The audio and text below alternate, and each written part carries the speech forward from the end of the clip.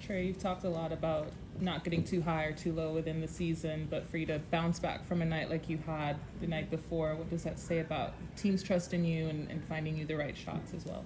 I feel like everybody in here believes in me and trusts in me, and it's the same vice versa. I believe in everybody in this locker room from top to bottom, and struggling the other night, obviously, I wasn't feeling well at all.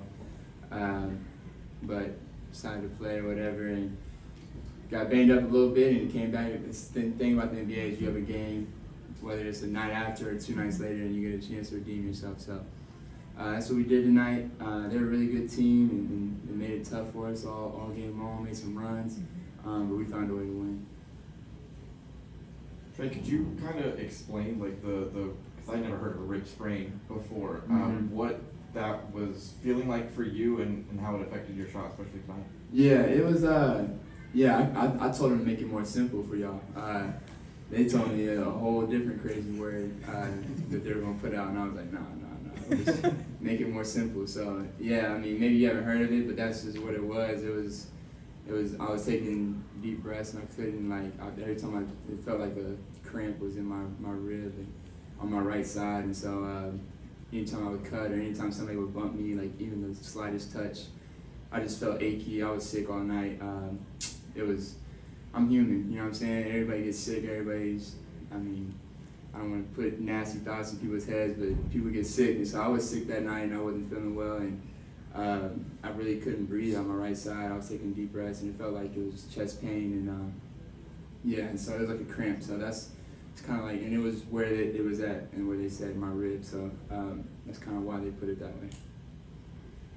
Trey, you love playing the Knicks, whether it's here or in Madison Square Garden. Down the stretch there, the crowd's getting into it.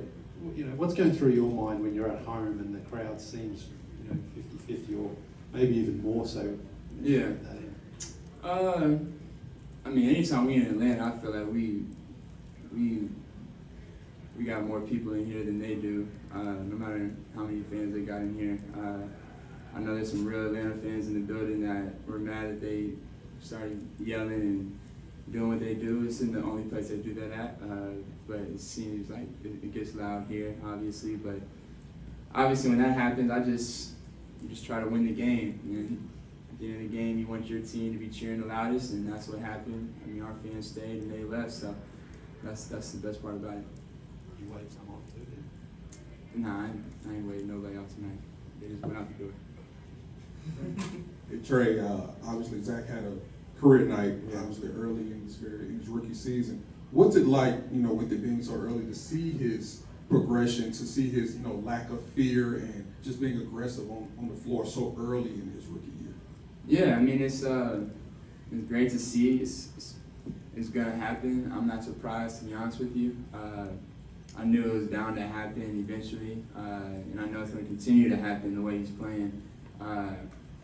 You can ask him. There's things that I've shown him and things that, I struggled my first couple months and weeks into my rookie year, and then I was in Rookie of the Year debates in the second half. So it's part of it. You're going to go through ups and downs in any NBA season, but especially in your rookie year.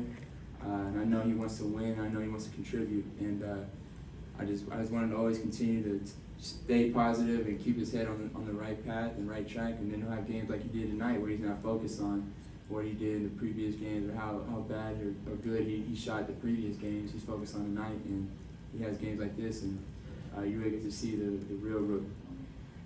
Trey, I wanted to ask you about rebounding. You had 6 rebounds tonight, and just you guys out-rebounded him 48-41, especially that last Zach's second free throw miss that you got the rebound off of. Just how important has it been for you to kind of crash the boards?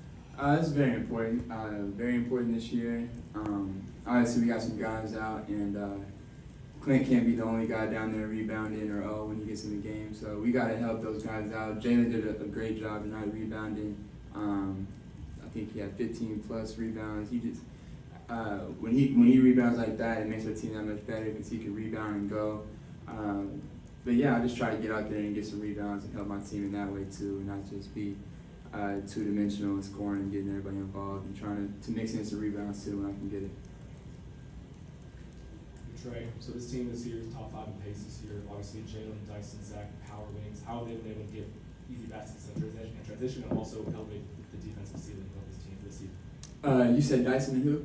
Dyson, Zach, as well as Jalen, always right in transition. Yeah, I mean, since I've been on this team, even my rookie year, we've always been a really good offensive team. I don't know what we've ranked as far as pace and all that, but offensively, we've always been pretty high when I've been able to play. But this team, like, we get to play fast, and like you said, we top 5 in pace, and it feels that way. Like when we're out there on the court, we're pushing it. Multiple guys are pushing it. I had a turnover to begin the game, and Dyson wasn't looking, and even Dyson and everybody on our bench knew that it was okay because that's what we preach. Like we preach for our guys to turn their heads, and when guys aren't looking, they know I'm gonna get them the ball, and so we can get quick points and quick, easy points, and those are deflating to the other team. So you try to play with pace and you try to play fast, and everybody says they want to do it, but not every team does it. So for us to be playing that way right now is good. We got a long ways to go to keep going and playing that way, and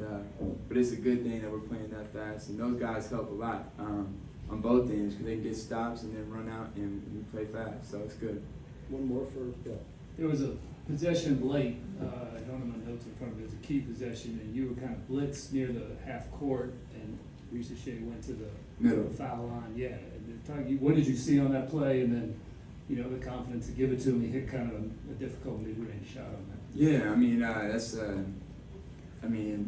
obviously, I've been blitzed a million times, so I know what to do when I get blitzed. It's just about making sure everybody's in the right spots. And although he's a rookie, he's very smart. He knows where to go and where to go into the sweet spots. And we've practiced that.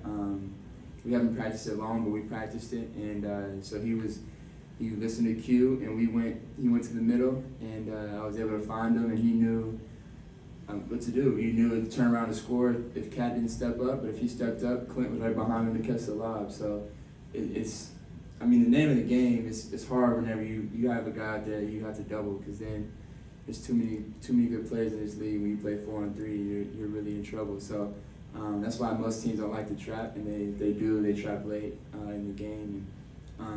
But yeah, Zach made a hell of a play. That was a big possession for us, and that was a big turnaround, floater, jumper, whatever you want to call it. Thank you, Trey. Thanks.